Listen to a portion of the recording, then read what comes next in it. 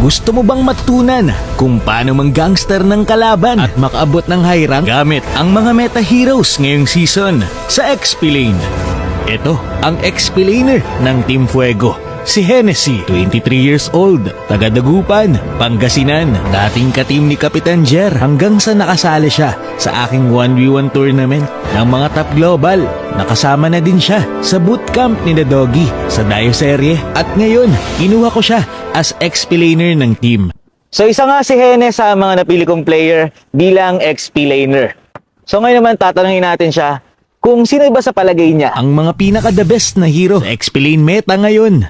Isa sa pinakapasok sa meta ngayong season dahil sa update ay si Edith. Alam naman natin na marami siyang crowd control at dahil nga assassin ang meta ngayon, mas maganda kung kukuha ka ng mga hero na pang pick off. Bukod sa pag-ultimate ng puno ang passive, may mga bagay pa na dapat tandaan dito kay Edith. Number 1, kapag nag-ultimate ka, hindi porket puno or kulay red ang stack ng ultimate ni Edith ay meron na siyang heal at malaking damage. Tingnan nyo to, naka-ultimate ako at yung damage ng aking basic attack ay mahina lamang. Pero after kong mag-skill, lumakas ito at nagkaroon pa ako ng lifesteal. Ibig sabihin, habang naka-ultimate ka, dapat aware ka rin sa passive mo na nandito. Sa Clash, kapag nag-ultimate ka, antayin mo na maging kalahati ang iyong passive. Tapos saka ka magbato ng skill 1. Tapos kapag kumalahati ulit ang passive, saka mo naman ibato ang skill 2. Ganun lang. Kapag kumalahati, skill 1 naman ulit para hindi mawala ang enhanced basic attack mo. Ito ang pinagkaiba ng basta-basta na lang nagpipindot ng skill at yung tinatimingan yung passive. Kung mapapansin nyo, mas mabilis makaka-takedown yung tumatiming ng passive. Hindi kasi nawala ang enhanced basic attack niya. Laking tulong din ito kapag kayo ay naka-fast elemental lord. Pero syempre, depende pa rin ito sa sitwasyon. Kapag yung kalaban ay tumatakas na, kailangan mo na talagang gamitin ang iyong skill 2. So yun, kapag edit ka, more on pagkokontrol ng passive para ma-maximize mo yung hero. Ito nga pala ang mga item at emblem ni Hennessy kay Edith. Isa rin sa pasok sa meta ay si Hylos. Maganda ito dahil makunat at malakas ito mang zone.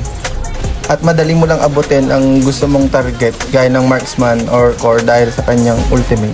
Naging meta si Hylos dahil sa adjusted item kagaya ng Clock of Destiny. Imagine, merong additional HP, mana, tapos may regen pa. Kapag naging kalahati ang iyong mana at HP, mag-heal ka. And tignan nyo, magiging kalahati ang aking mana pero mag-heal ang mana ko dahil nga doon sa passive ng Clock of Destiny. Madali din magpa-stack ng Thunderbelt dito sa kanya. Kapag nag-skill 1 ka sa kalaban, magkakaroon ka na kagad ng stack nito. Idagdag mo pa ang Dominance Ice na nakakapagbigay ng slow sa attack speed ng kalaban. Kaya kapag nagsama yung skill 2 mo at Dominance Ice, ganito ang mangyayari sa attack speed ng kalaban. Tignan nyo ang bagal umatake ng Zilong. Kala mo nakaslow mo. So yun, ito nga pala ang mga item at emblem sa kanya. pasok rin sa meta si X-Born. Maganda ito dahil makunat ito sa mid to late game at may damage. Nauuso ang mga tank XP na heroes kaya counter ni X-Borg ito lahat. Alam mo ba na kapag nag-ultimate ka ng mabilisan dito kay X-Borg, ang sabog ng ultimate mo ay same lang ng damage. Kapag ikaw ay nag-ultimate ng may stack sa kalaban, ganun lang din ang damage ng ultimate mo. Hihina lang ang damage ng ultimate mo kapag naubos ang armor mo tapos pumutok ang ulti mo. So dapat pasabugin mo na agad ang ultimate mo bago nila maubos ang armor mo. Ito naman ang mga item at emblem dito kay X-Borg. Sa tingin ko ang pinakapasok sa meta ngayon dahil sa update ay si Terizila.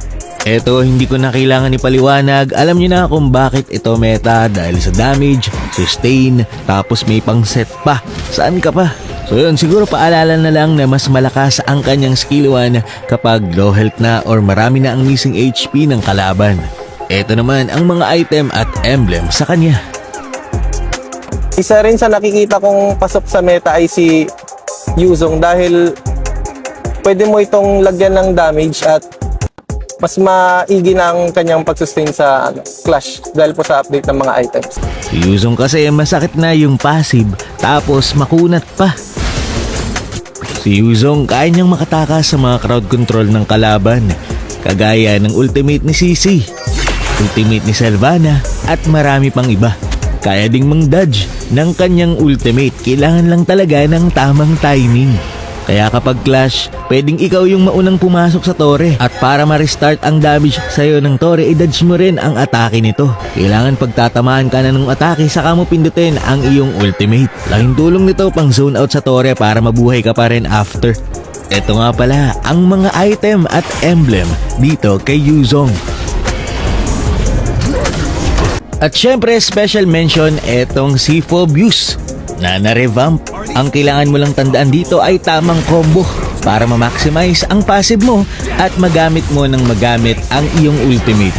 So ito ulit yung combo, skill 1 sa jungle, tapos dapat may passive ka, tapos skill 1 sa kalaban, sabay ultimate, passive, ultimate, skill 1 tapos skill 2 tapos ultimate agad para pag skill 1 mo, magamit mo ulit ang ultimate mo. Ito nga pala ang mga item at emblem sa kanya. So, Hennessy, bilang explainer ng Team Fuego, ano yung mapapayo mo sa mga gustong gumamit ng mga explain heroes? Sa mga bago pa lang, magsisimula pa lang, ano yung mapapayo mo sa kanila? Ang mapapayo ko lang sa mga baguhan na players para mag-explain ay ang kailangan lang nilang gawin ay sustain lang nila ang lane nila.